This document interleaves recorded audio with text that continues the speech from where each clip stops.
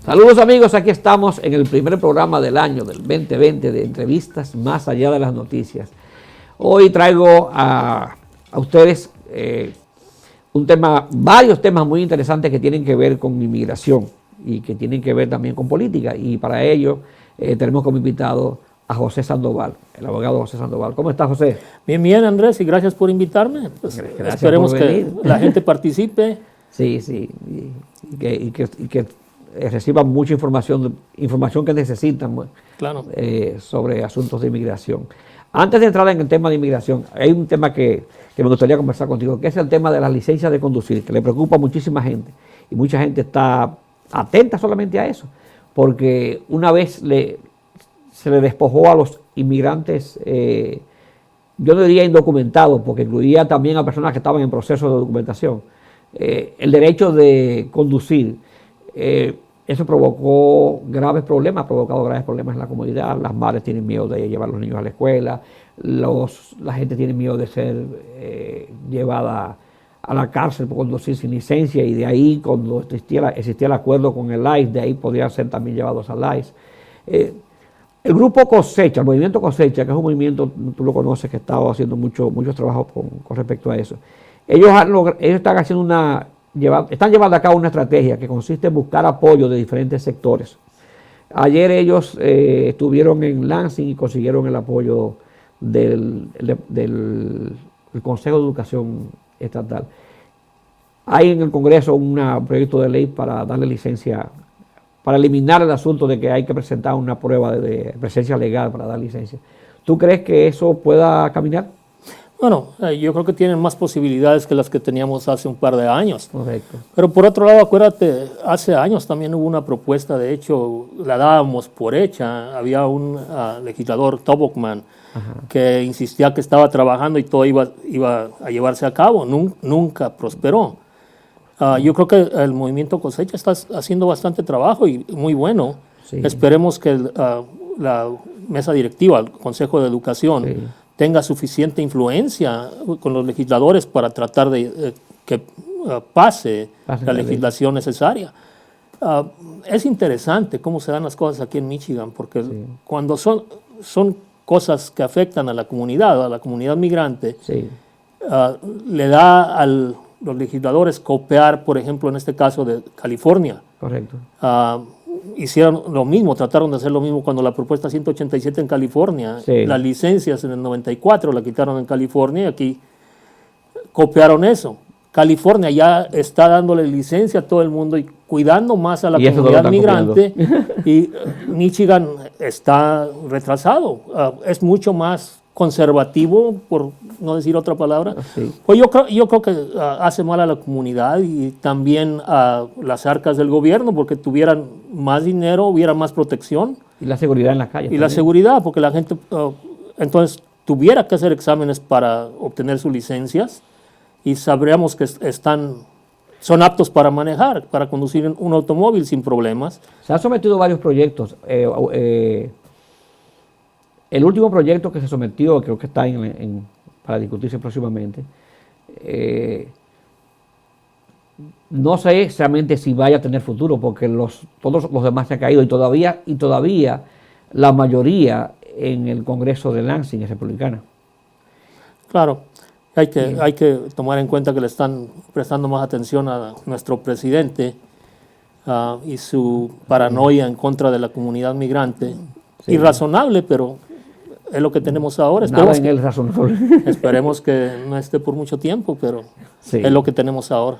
Esperemos que la Virgencita nos libre de ese mal. En otro caso, entrando ya en el tema de inmigración, uno de los temas que más se está debatiendo ahora mismo es el asunto de los refugiados. El gobierno de Estados Unidos tenía intenciones en estos días de enviar refugiados a esperar solicitantes de asilo. Solicitantes de asilo. Casi lo mismo. Enviarlos a Guatemala. y a México como países como llamados países seguros. ¿No? Sí, es el tercer país seguro. Tercer país seguro, exacto, es el término. ¿Cómo funciona eso? ¿Cómo es posible? Porque se supone que existe el derecho de asilo y hay muchas convenciones internacionales que establecen que los países tienen el deber de dar albergue a personas que están siendo perseguidas. No, les da derecho de tener un proceso, pero lamentablemente esas organizaciones no proveen los recursos necesarios. Y acuérdate que uno de los temas de nuestro presidente ha sido la sobrepoblación de personas que están buscando asilo. Sí. Se saturaron los centros de detención, empezaron a agarrar por todos lados y eso ha causado también problemas, más con las caravanas que están saliendo de Correcto. Honduras y países centroamericanos. Eso se saturó y eso lo usó como excusa para buscar la designación de un tercer país seguro. En otras palabras, para no tenerlo en Estados Unidos esperando. Básicamente es para que no tengan ninguna posibilidad de quedarse aquí. Bueno, hay que tomar en cuenta Sí. también de que hay muchos asilados. Ajá. Que el asilo no se tiene que dar solamente en Estados Unidos. El asilo también comprende gente que está, por ejemplo, en campos de refugiados, Sí. que aplican, entran como refugiados y les Sí. dan el asilo. Sí. No es solamente para las personas que están llegando a Estados Unidos. Perfecto. También los que están fuera del país pueden aplicar. Eso es como trabajan las cosas. Ahora, si bien es cierto que este gobierno sí ha estado más encaminado a terminar o limitar demasiado las aplicaciones de asilo, y nos damos cuenta por el cap, el límite de aplicaciones que estaba permitido. En los 80s había 200,000, era el número máximo que se podía admitir. Estamos hablando de la época de Reagan, de George Bush padre. Sí.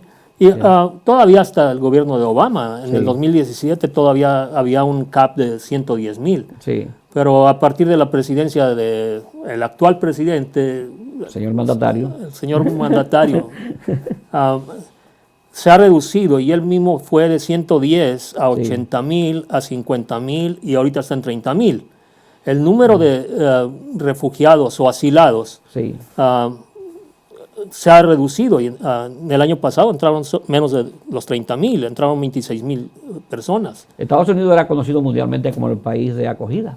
Bueno, sí, por lo regular Pero actualmente ya no.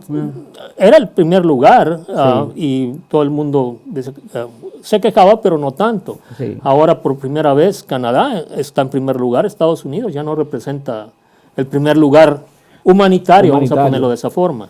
Es decir, ya no es el paraíso de las libertades, Sí, donde la gente venía te digo, a encontrar la felicidad. Y yo creo que la gente que está siendo enviada a los tercer países seguros, como El Salvador y Guatemala, que sabemos que no son seguros, porque los mismos, seguro no tienen nada. los mismos ciudadanos salvadoreños o guatemaltecos están dejando el país. Sí.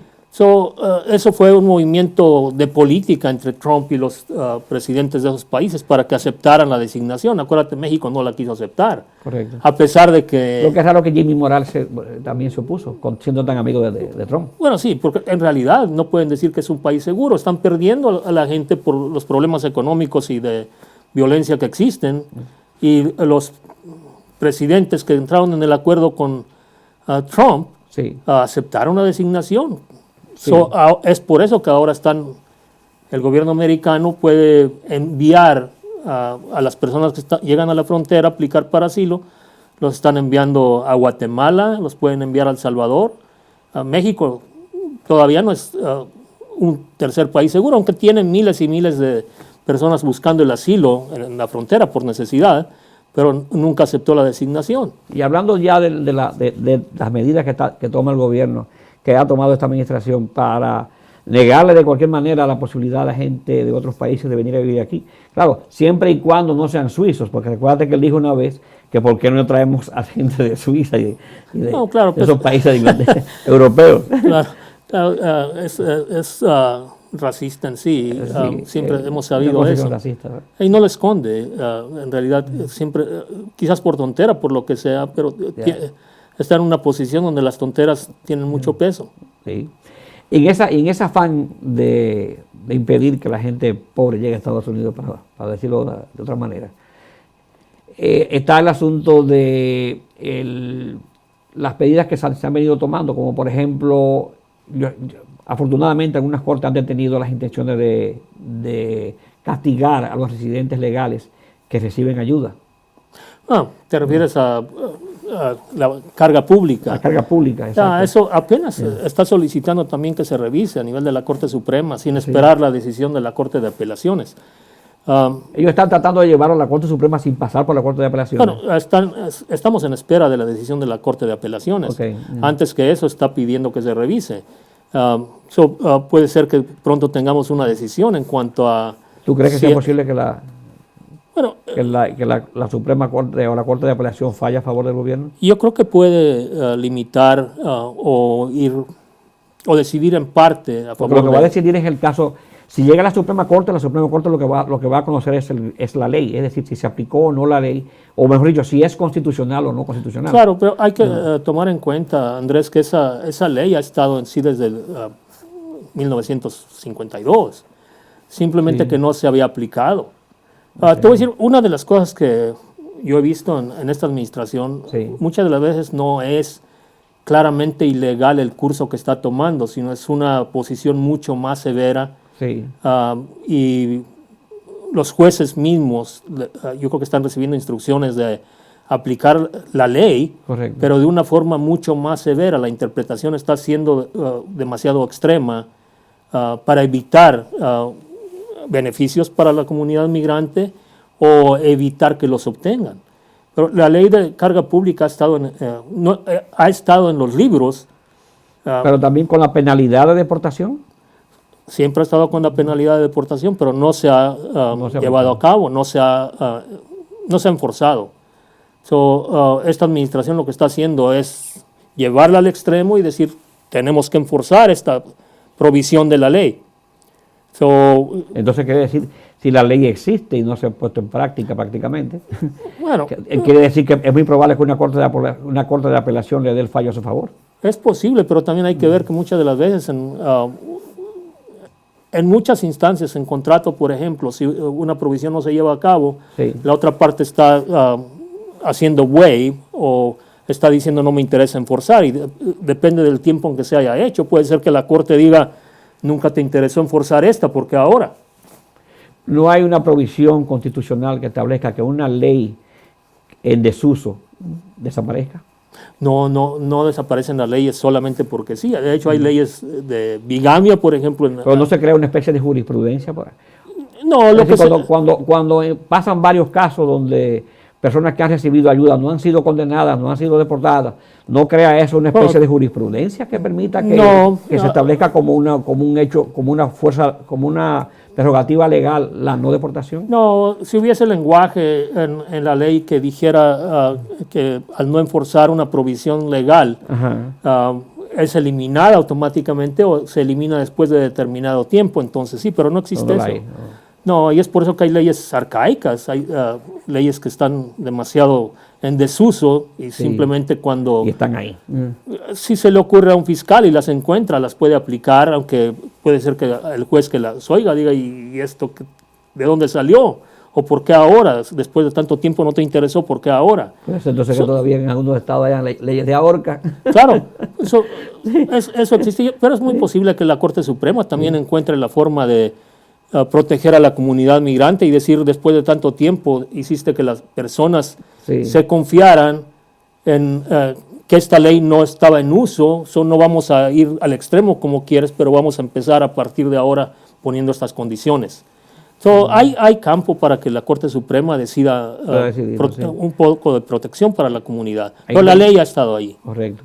Hay que tener en cuenta que de los 12 jueces de la Corte Suprema, 8 son republicanos. Bueno, claro, pero también no todos han sido malos. Yo creo que Ginsburg ha hecho un buen papel para influenciar las decisiones un poco más hacia el derecho de la comunidad. Correcto. Esperemos que ella sea parte de o quien haga la decisión. Y hay que rezar también por la salud de Ruth. Sí, ha estado mal. Ruth Bader, porque está por los 90 y algo. Ella ya está en edad de retirarse. Es una juez de la Suprema Corte que fue nombrada durante la administración de Bill Clinton.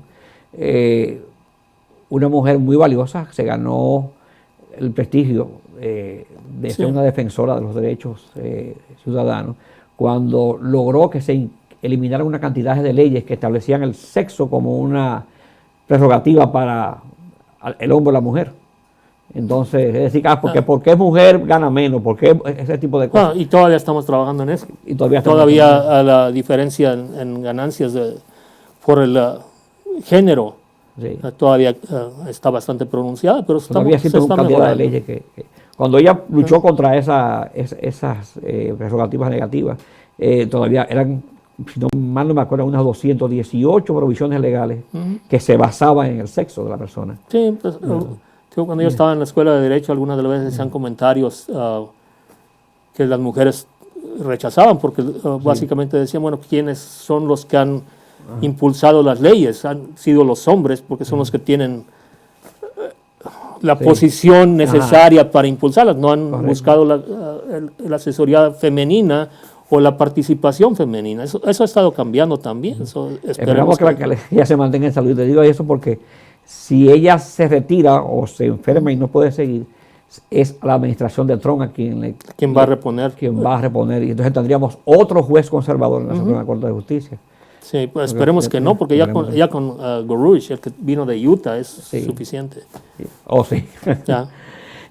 Para terminar, hay otro tema interesante y es el asunto del DACA. ¿Qué suerte puede correr el DACA con esta ola de agresiones del gobierno contra las leyes, o sea, contra los inmigrantes? Bueno, en realidad estamos esperando. Acuérdate que hay una decisión de la Corte. De la Corte en California que está previniendo la implementación de la terminación del programa DACA. Yo creo que no tiene muy buena posibilidad tampoco DACA de que siga. Sí. Y yo creo que eso lo vimos en los argumentos. Yo creo que estamos esperando una decisión no muy buena. Esperemos que nos equivoquemos.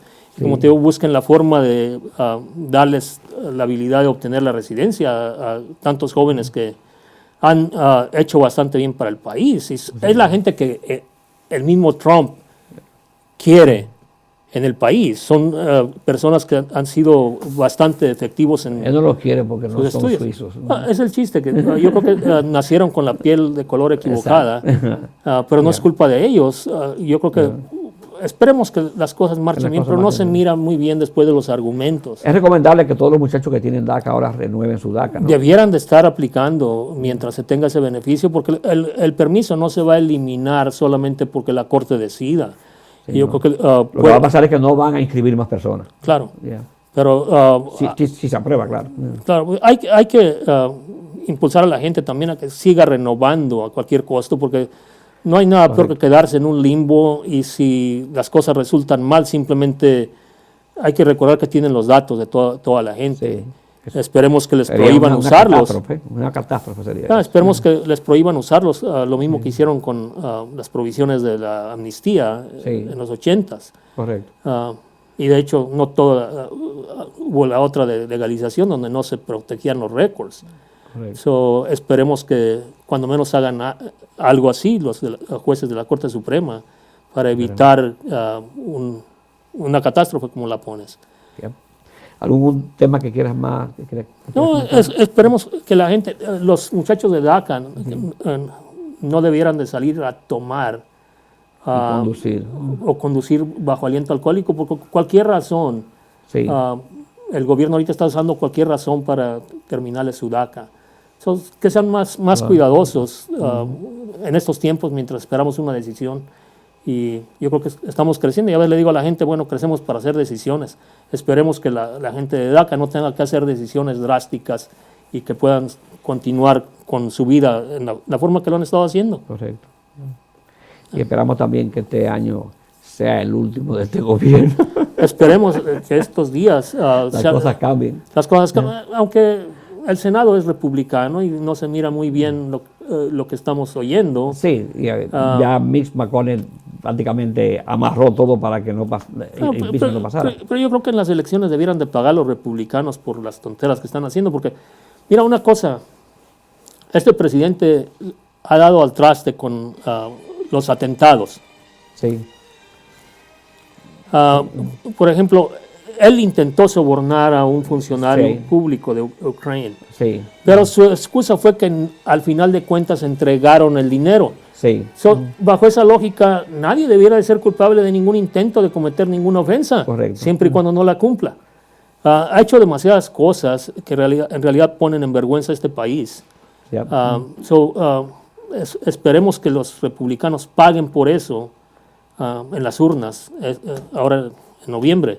Correcto. Está bueno apoyar a un partido, pero no llegar a apoyar en contra de Sí, ahí la te- Constitución. Y le ha costado al país que los demás retiren su apoyo, que no quieran nada con Estados Unidos, de que se retiró también del tratado.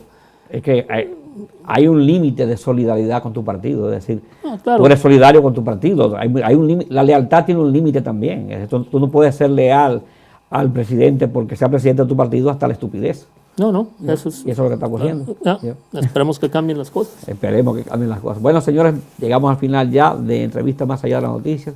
Tuvimos a José Sandoval y esperamos que esté por aquí con más frecuencia. Esperamos que hay que esperar que la gente te mande preguntas y Sí. para abordar temas de Vamos a interés ponerlo- para la gente. El próximo lo vamos a hacer en vivo para que nos mande las preguntas. Claro, claro. Nos vemos en otra entrega de Entrevistas Más Allá de las Noticias. Hasta luego.